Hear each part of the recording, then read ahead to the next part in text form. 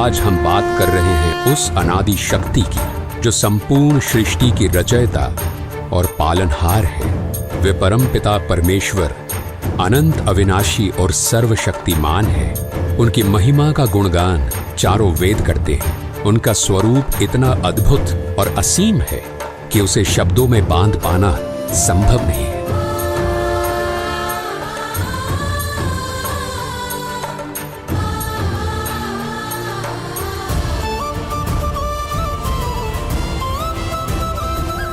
वो कबीर परमेश्वर ही है जिन्होंने अपने एक वचन मात्र से इस संसार की रचना की।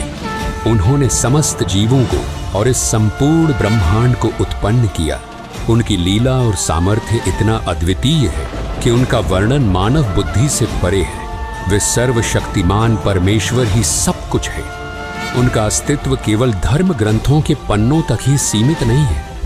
वो सर्वशक्तिमान परमेश्वर जो अनादि और अविनाशी है, वो स्वयं इस धरती पर प्रकट होकर अपनी दिव्य शक्ति और सामर्थ्य का एहसास कराते हैं। उनकी अद्भुत लीलाओं को जानकर हर हृदय श्रद्धा से भर जाता है और हर मस्तक उनका सजदा करता है। उनकी लीला इतनी चमत्कारी और प्रभावशाली होती है कि वो युगों युगों तक मानव जाति के हृदय और इतिहास में अपनी गहरी छाप छोड़ जाती है। उनकी उपस्थिति सच्चाई, प्रेम और धर्म का ऐसा प्रकाश फैलाती है जो हर आत्मा को परमात्मा की ओर प्रेरित करती है।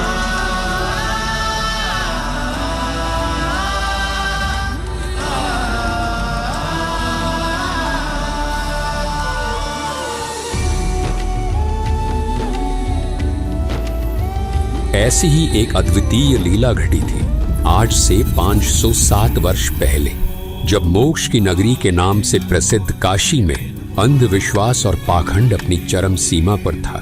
धर्म और अधर्म के बीच की रेखा मिटती जा रही थी क्योंकि कुछ स्वार्थी ब्राह्मणों के लालच ने धर्म को अपने फायदे का जरिया बना लिया था। आस्था और विश्वास को इस हद तक तार तार किया जा रहा था कि काशी के कुछ स्वार्थी पंडे हत्यारे हो चुके थे। काशी और उसके आसपास के क्षेत्रों में यह अफवाह फैलाई जा रही थी कि जो काशी में मरेगा वो स्वर्ग जाएगा और जो मगहर में मरेगा वो नर्क जाएगा। इस प्रकार जनता को धर्म के नाम पर भ्रमित कर उनकी भावनाओं, आस्था और विश्वास का शोषण किया जा रहा था। काशी के पंडे मानो स्वर्ग की टिकट बांटने वाले दलाल बन गए थे। श्रद्धालु जो अपनी आस्था और मोक्ष की चाह से वहां आते थे, वे इन पंडों के सामने फरियादी बनकर खड़े होते और प्रार्थना करते थे, हे महाराज, पहले हमारे पिता की गर्दन काट दिए ना। सोचिए वो मंजर कितना भयानक और अमानवीय होगा। धर्म की पतवार को थामे हुए इन स्वार्थी ब्राह्मणों ने धर्म का मार्ग त्याग कर अधर्म के इस घिनौने कृत्य को कैसे स्वीकार कर लिया होगा। जो धर्म सत्य, करुणा और अहिंसा का प्रतीक है, उसे उन लालची पंडों ने लोभ और क्रूरता की भेंट चढ़ा दी। ये दृश्य केवल मानवता का अपमान नहीं था, बल्कि धर्म और विश्वास के नाम पर किए गए सबसे बड़े छल का प्रतीक था। ये 15वीं सदी का दौर था। कबीर परमेश्वर जी भक्ति युग की मशाल जला चुके थे और उनका उद्देश्य था पाखंड और अंधविश्वास की जड़ें उखाड़ फेंकना। उनकी शिक्षाओं और उनके अद्वितीय आध्यात्मिक ज्ञान ने आदि सनातनी भक्ति को फिर प्रकाशित करते हुए उस काल के पाखंड रूपी तंबू में आखिरी कील ठोक दी थी। इस समय स्वर्ग प्राप्ति की झूठी आस में हजारों बुजुर्ग दंपत्ति अपनी अंतिम श्वास लेने के लिए आने लगे। काशी के लालची पंडों ने इस स्थिति का फायदा उठाते हुए उन बुजुर्गों की सेवा और देखभाल के नाम पर उनके बच्चों से भारी धनराशि वसूल करनी शुरू कर दी। श्रद्धालु अपनी आस्था और माता पिता की स्वर्ग प्राप्ति की लालसा में इन लालची पंडितों को मनमानी रकम देते गए।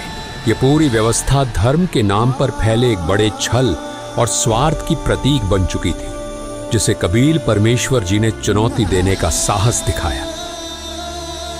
कुछ समय बाद जब काशी के पंडित इतने बुजुर्गों की सेवा और देखभाल करने में असमर्थ हो गए, तो उन्होंने अपने स्वार्थ और लालच को पूरा करने के लिए एक नया षड्यंत्र रचा।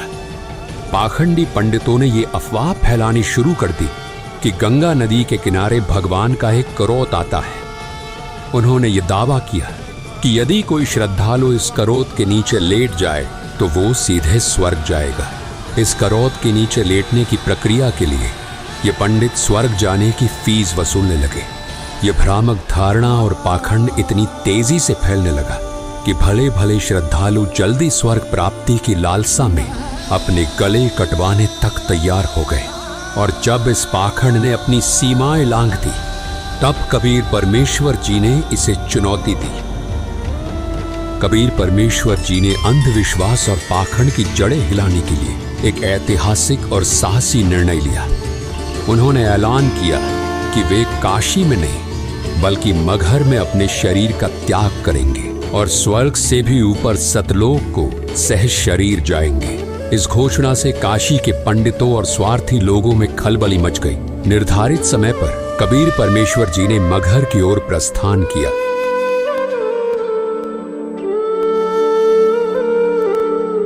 ये सुनकर काशी नरेश वीर देव सिंह बघेल अपने सैनिकों और पंडितों के साथ मगहर के लिए रवाना हो गए।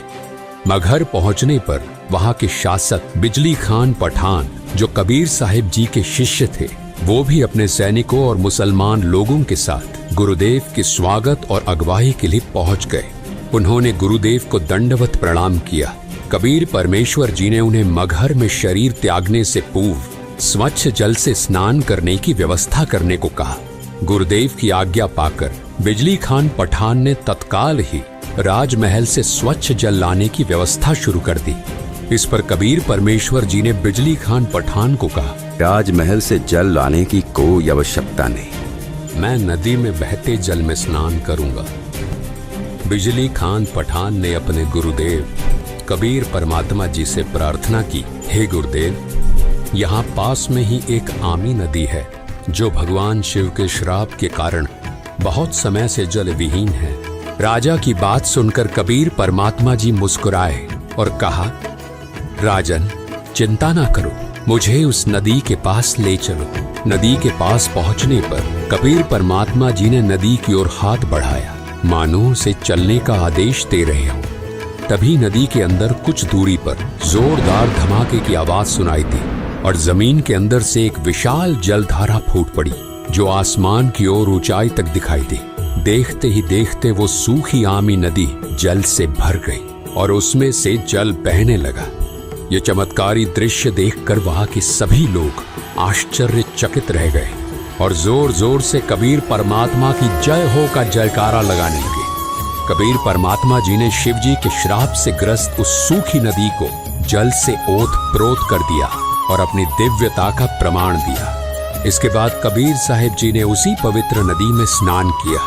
ये चमत्कार परमात्मा कबीर साहिब जी की शक्ति का एक छोटा सा नमूना था।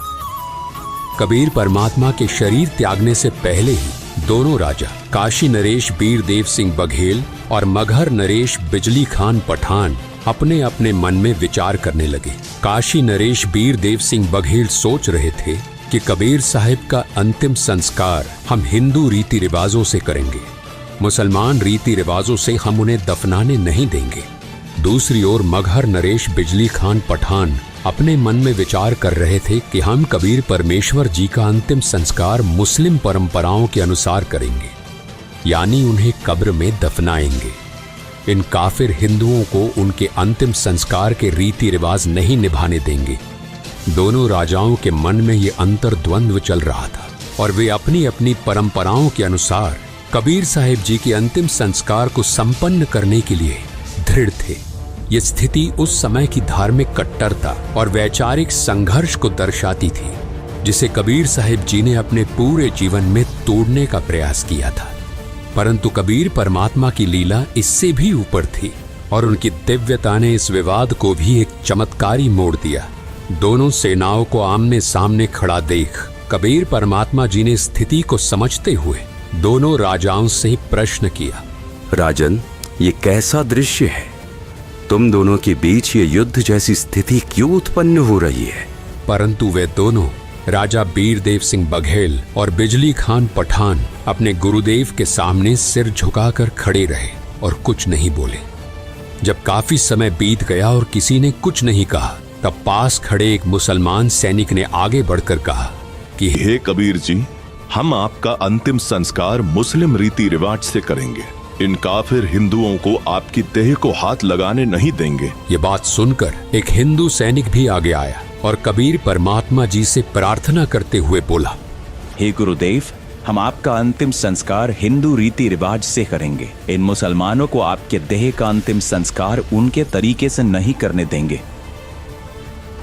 कबीर परमात्मा ने शांत और गंभीर स्वर में दोनों राजाओं और उनकी सेनाओं को संबोधित किया। उन्होंने कहा, तुम सब एक ही परमात्मा की संतान हो। धर्म, जाति और परंपराओं के नाम पर लड़ाई करना व्यर्थ है। हिंदू और मुस्लिम दोनों को एक साथ मिलजुल कर प्रेम और भाईचारे के साथ रहना चाहिए। यही सच्चा धर्म है। और मैंने तुम सबको 120 वर्षों तक क्या शिक्षा दी है? क्या मैंने तुम सबको ऐसे लड़ाई करना सिखाया है? कहाँ गए मेरे वो उपदेश जो मैं आज तक तुम सभी को बताता रहा कि हिंदू मुसलमान तुम दो नहीं हो, तुम सब एक ही परमात्मा की संतान हो। और आज तुम फिर वही खड़े हो। इसके बाद कबीर परमात्मा जी ने सभी को शांत रहने का आदेश दिया। कहा, यहाँ नीचे एक चादर बिछाओ और जब मैं लेट जाऊं तब मेरे ऊपर एक और चादर डाल देना। और जब मैं अपना शरीर त्याग दूं तब तुम दोनों इसे आधा आधा बांट लेना। और तुम सब ध्यान से सुन लो, अगर तुमने आपस में लड़ाई की तो ये ठीक नहीं रहेगा।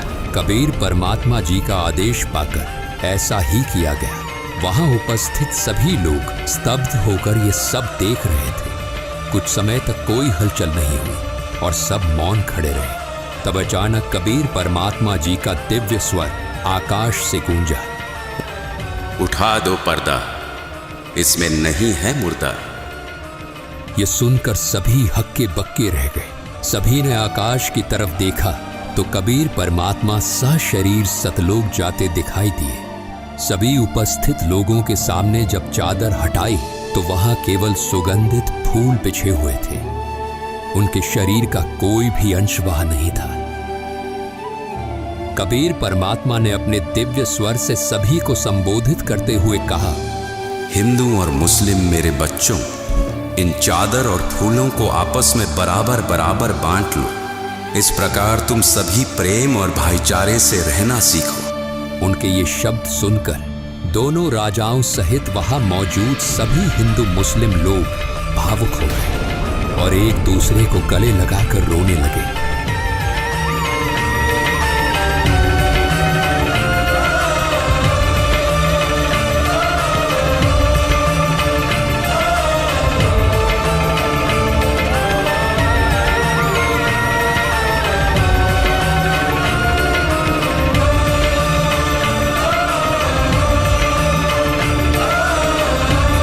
इसके बाद कबीर परमात्मा ने काशी के पंडितों को संबोधित करते हुए कहा, पंडितों, आज मैं मगहर से सहशरीर अपने धाम सतलोक जा रहा हूँ। तुम सब अपनी पोथियों और वेदों को खोलकर देख लो। मैं वही परमात्मा हूँ जो स्वर्ग से भी ऊपर सतलोक में रहता हूँ। उनकी वाणी सुनकर सभी लोग स्तब्ध रह गए। कबीर परमात्मा ने अपने सतलोक गमन से ये संदेश दिया कि परमात्मा की सद्भक्ति करने वाला साधक, चाहे कोई मगहर में अपना शरीर त्यागे या काशी में सच्ची भक्ति करने वाला अपने उद्देश्य लोक को ही प्राप्त करता है। काशी में मरने वाला स्वर्ग और मगहर में मरने वाला नर्क जाएगा। इस भ्रांति को उन्होंने सदा के लिए मिटा दिया। कबीर परमात्मा ने अपने दिव्य चमत्कार और सद्भक्ति के उपदेशों के माध्यम से लोगों को धर्म और सच्चाई का मार्ग दिखाया। उनके इस अद्वितीय संदेश ने सभी लोगों को अपने वास्तविक स्वरूप और परमात्मा की भक्ति का महत्व समझाया। दर्शकों, आज उस पवित्र दिन को उन्हीं के स्वरूप बंधी छोड़ सद्गुरु रामपाल जी महाराज जी के सानिध्य में कबीर परमेश्वर जी के निर्वाण दिवस के रूप में मनाया जा रहा है। धन्यवाद।